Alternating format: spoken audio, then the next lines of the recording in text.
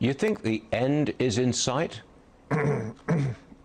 Well, the end, the end of this phase is still a few days away. That was retired Army Colonel Douglas Macgregor, apparently choking on his own BS.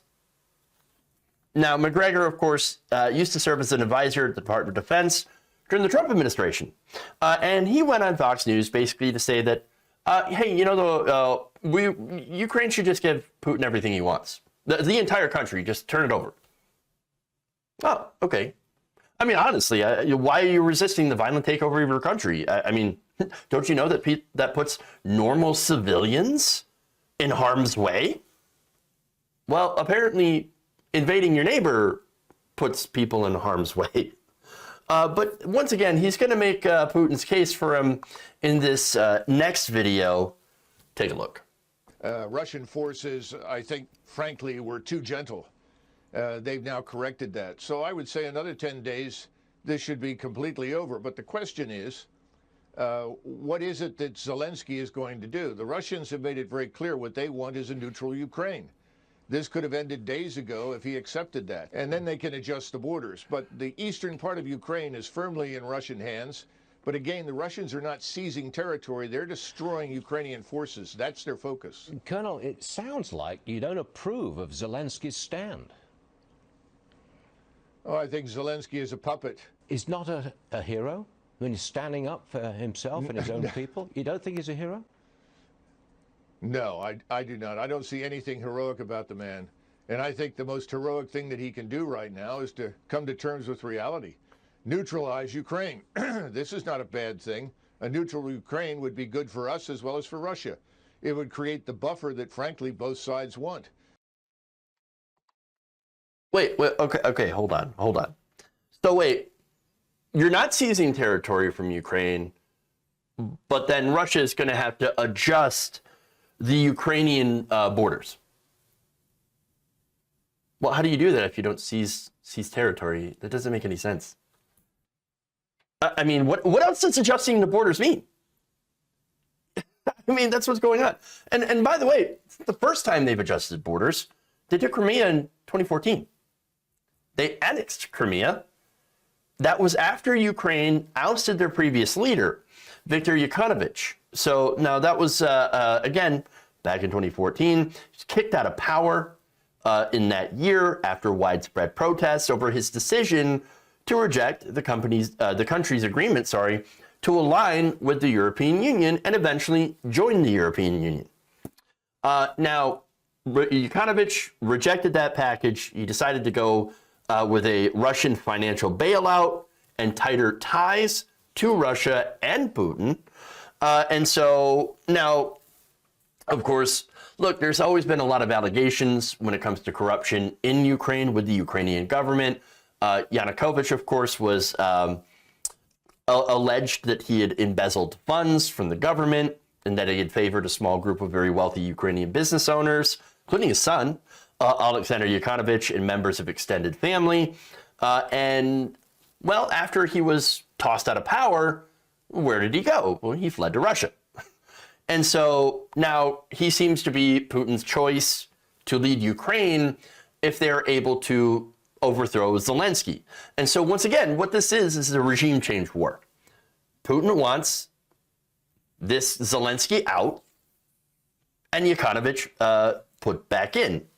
And so, look, that's the situation. Okay, it is a regime change war, not totally different, at least in that part of it, than the invasion of Iraq from the United States. And so, I mean, right down to the false pretenses. All right. Now, that said, he said something about Ukraine. Oh, well, if Ukraine would have been neutral, right? Neutral. So how is Ukraine not being neutral? By wanting to be part of the EU?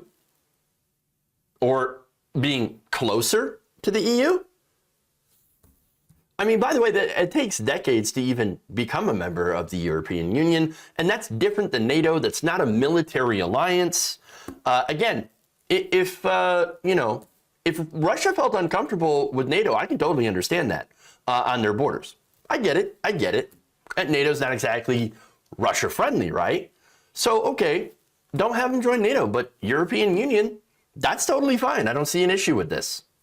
But apparently Putin did. Putin didn't like that. He would rather have Ukraine be essentially a puppet state like they were before under Yanukovych. And so he wants that puppet state back. Simple as that. That said, let's go back to Macgregor. Speaking of puppets, right? All right. I got another video here. I'm sorry, no, I don't. But I want to go and explain kind of where this guy's coming from, Macgregor. He's got a pretty bad past for some controversial statements that he has made. In fact, he has called for the deployment of the U.S. military. So before I get to that, he's like, well, I'm very anti-war. Oh, okay, well, anti-war. Well, I'm anti-war. Great. But instead of posting the military overseas, which, again, I agree that we should not be doing, well, he would rather deploy the military on the Mexican border. Why?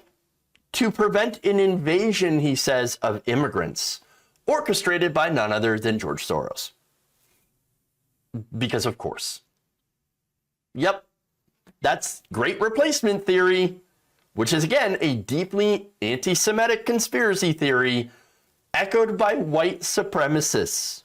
Now, he also claimed that, of course, the military is too woke. The diversity agenda, critical race theory, vaccine mandates, they're all intended to purge white Christian men from the military, of course.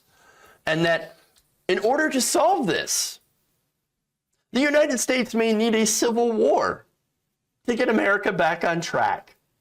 The guy's an absolute lunatic. And by the way, going back to other controversial statements from this guy, apparently his anti-war stance goes all the way back to even World War II, where he said, you know, us fighting the Nazis, a bit of a disaster.